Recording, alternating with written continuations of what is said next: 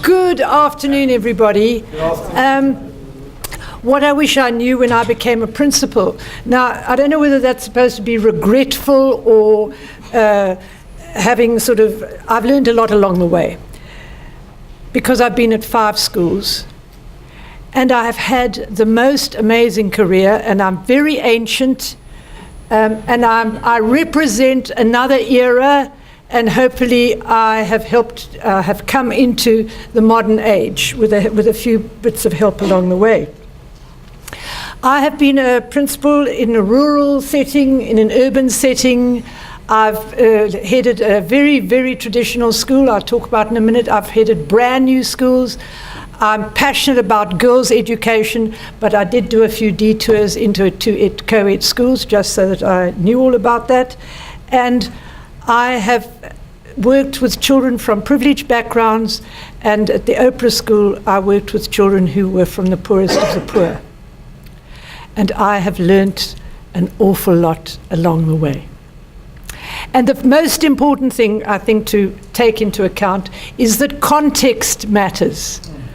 Where are we? What sort of school is this? And what time are we in? And just to give you a little bit of background, I came into teaching through the back door as an older graduate. I had 4 children, and I decided that actually I needed to go and do something. And so I qualified at UNISA and started teaching at Pretoria Girls. I taught French and English. And when I arrived, I was told somebody will be in charge of you. And when I arrived, the headmistress said, I'm sorry, the head of department's left, you're it. So I started teaching as head of department with 2 teachers who had 1 term's experience. So we had 2 terms experience between 3 of us. And how did we survive? We survived because we shared everything. And we did that in order to survive. Now it's known as collaboration, very fancy.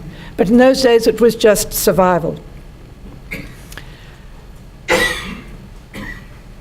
The thing about Pretoria Girls High, so I became the head of department, I was then deputy, and after 10 years I became principal of this very traditional school, and I was the first married woman with children in the 90-year history of the school that actually had got a family. So I'd already broken the mold. Pretoria High School for Girls, which was in the news last year, is a very traditional school. It was founded by Lord Milner, to teach English after the Boer War. And it was an amazing school. And there was only one thing that mattered, and that was excellence. And what I want to say to you, ladies and gentlemen, is that when you have too much excellence, it can be debilitating. We didn't dare, with my predecessor, we didn't dare try anything new, because if we weren't 100% successful, we had failed. So when I took over the school, I decided we needed to have some fun. And I dared to suggest that we try some new things. And one of the new things I tried was athletics for girls, not ladylike, and that sort of thing. That was the era. We started an inter-house play festival. And we said we are going to enter the netball league. We were top of the hockey league. And in the netball league, the scores were like cricket scores. And the girls came and said, Mrs. Vinsale, please don't read the scores in assembly. I said, all right, but then I'm not reading the hockey scores either. You can't have it both ways. You've got to actually know that actually we're not perfect. And we keep trying, and let's keep going. So the accent was on participating, and we had to still keep the standard. But what I'm saying is, one mustn't be scared of trying and risking. It's now fashionable to risk, to fail. These are all the new 21st century words. The most exciting part of being part of Pretoria High School for Girls was I was there when there was that vote about opening schools. Now, of course, the Cape started it. The Cape was first, the Western Cape and the Eastern Cape, and we were the first school in the Transvaal to dare to do the vote. remember, you might not remember this, we had to get 94% voting and 94% yes vote, and then you were allowed to have children through the door. And we did it. Even though we were 980 girls, 200 boarders, they said, you'll never get the 94%, and we did. Because we were passionate that we wanted to make this work. And it's interesting looking back as to where we are now. We tried very hard when we took first children in. And we tried to understand, and what we needed to understand was that we'd been separated for so many years. So what I wish I knew was that we had listened more carefully, worked even harder, and not presumed to invite people into our lounge rather than say, tell me about your lounge, which is where we are in 2017.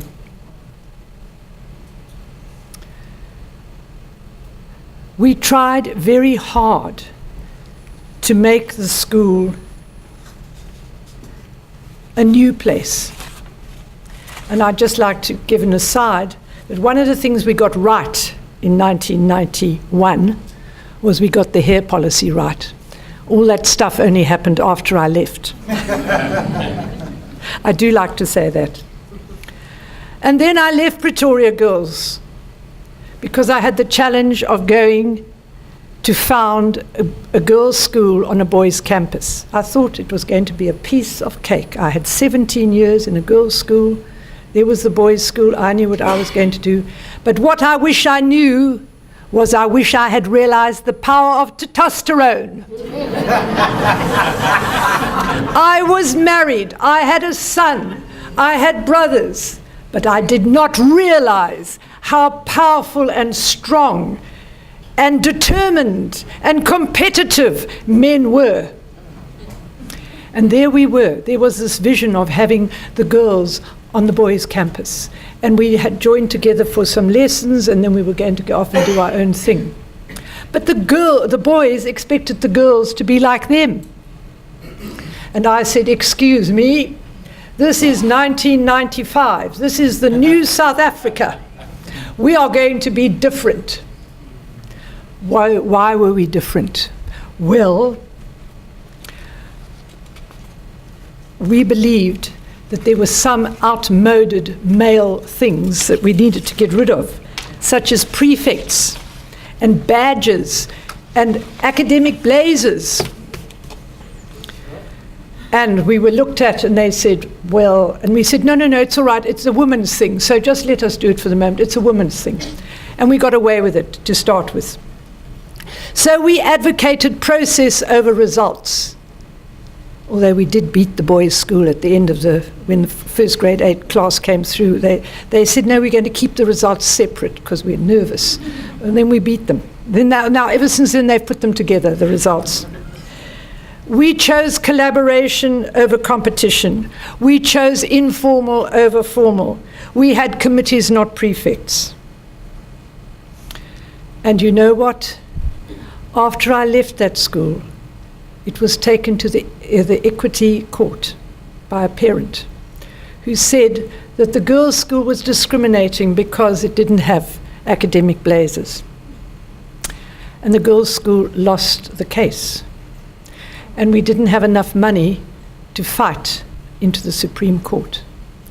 The point I'm making is that diversity or difference or discrimination, it just depends on the lens that you're looking at something through. So that was my little stint in the big city. And what I needed to know when I left Johannesburg was I needed to know how small towns really are. And that a principal has no place to hide. I must just tell you a funny story because you need to understand this. I came from the big city, Joburg, Pretoria. I'd grown up in Cape Town. I went to have my hair colored, I have to admit it. And I was sitting there with, you know, women have all these things in their hair. And alongside me came a grade 9 boy that I had sent to have his hair cut. And he just said, "Good afternoon, ma'am." And I said, "Good afternoon."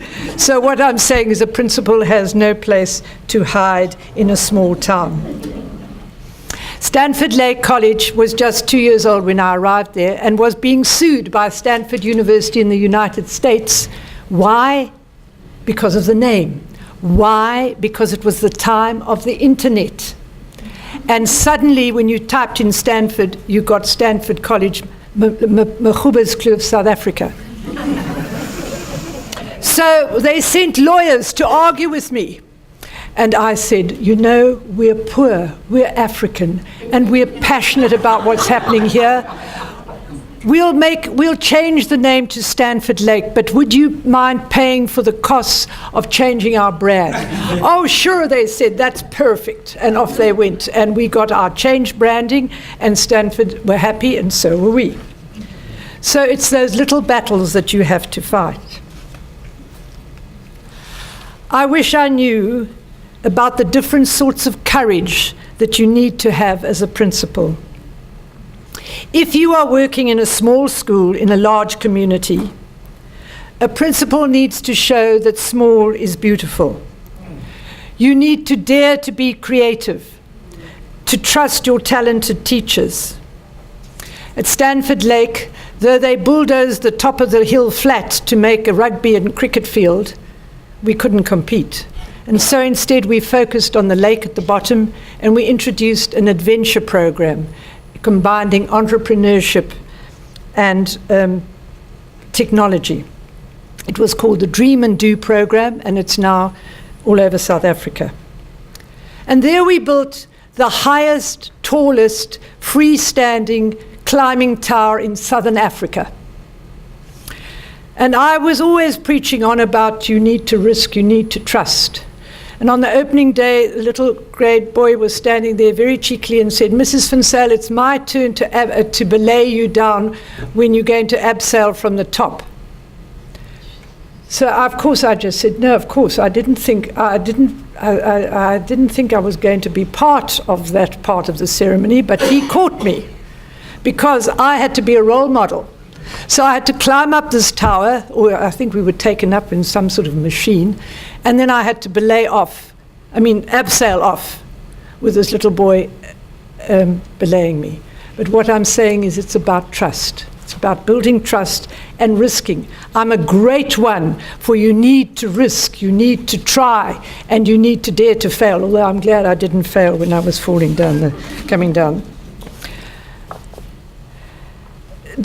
Three of the schools that I've been at were new schools. And when you're at a new school, you have challenges from the community, especially when it comes to things like traditional sport and parents. And so in two of the schools I've been at, the smaller schools, we've focused on environmental issues, on seeing how do we do the environment. We need to understand our environment. And I think a lot of our education now, we've got to be more than just matric exams. We've got to take social and global issues and get the children involved. And what I did was we joined an organization called International Round Square, which was an international organization. They're only too happy to accept little schools from South Africa, but it gave the children in those schools an opportunity to link with children globally, as I'm sure many of your children do even now through the internet. It's important that we don't always focus on ourselves, on South Africa, on the negatives, but that we remind the children that we are part of something bigger. And then finally, I went to the Oprah Winfrey Leadership Academy for Girls. And I wish that I had understood the extent to which language and culture defines one's view of the world. I wish I knew that we need more understanding and sensitivity if we are to overcome the gaps between the rich and the poor. And I wish I understood that social woundedness is generational, and that 23 years of democracy is not nearly enough time to declare the playing fields leveled. After 20 years as a principal, I had to draw on every lesson that I had ever learnt to lead a school which was traumatized by tragic events that were being sensationalized through the media because of the profile of the founder, Oprah Winfrey. I did understand the importance of role models. As an African American, Oprah identifies with the aspirations of girls coming from the poorest of the poor, from difficult, traumatic backgrounds. She does not do sympathy. She does action, an aspiration. She doesn't set the bar. She says, there is no bar. And she expects the best. And she does gratitude.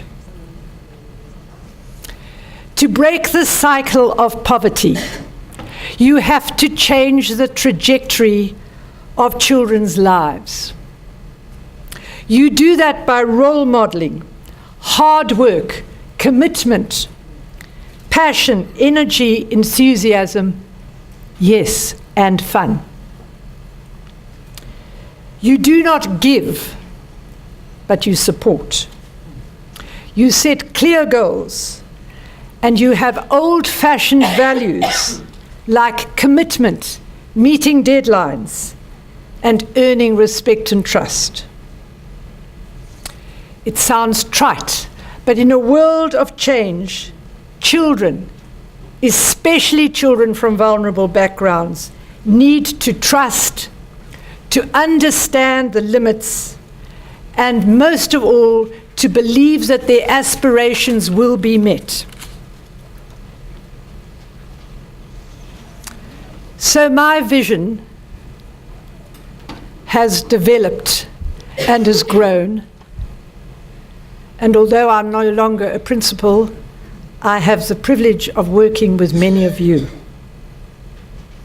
And I am passionate that we need to close the gap between the haves and the have-nots. I've been lucky enough to travel the world to talk about South Africa and to visit schools. And I visited Finland, which is always held up as this model. But ladies and gentlemen, Finland has 4 million people. It's homogeneous. It's homogeneous, it has 2 languages. And you know what? It's dark half the time of the year, so they've got lots of time to study. It is the antithesis of South Africa with our diversity. Yet we cannot throw up our hands. So although I wish I'd learned a lot of stuff, I am going to leave you, Greg, and then you here, with a challenge today. No. Yes, no. Can you see the picture? The difference between equity and equality. What is equity? In the simplest terms, it means fairness, which is not necessarily the same thing as equality. It's not about everybody getting the same thing. It's about everybody getting what they need in order to improve the quality of their situation. So, ladies and gentlemen, my challenge to you is, how do we move the box? Thank you.